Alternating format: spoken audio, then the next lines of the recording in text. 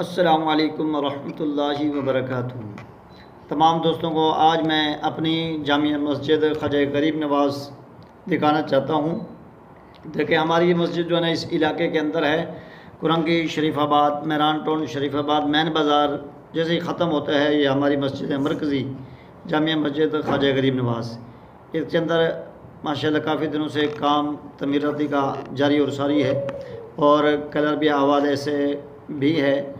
और इस मस्जिद काफ़ी ख़स्ता हाल हो गई थी, जिस वजह से हमने इसको कलर कराया है और इसकी छत की मुरम्मती भी दोबारा कराई है।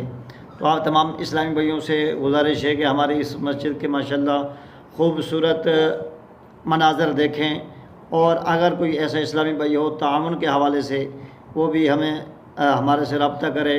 इस मस्जिद की छत जो है ना ख़स्ता हाल है, इसको भी बनाना है और भी इसके अंदर जो है ना काफ़ी तमीरात का काम है और मदरसा भी बनाना है इसके अंदर एक। अगर कोई ऐसे इस्लामी भाई हैं मुखय्यर हज़रात जिन्हें अल्लाह पाक ने अपने ख़जाने से दिया है और वो इसके अंदर हिस्सा मिलाना चाहते हैं, वो हमारे से रब्ता फरमाएँ। इस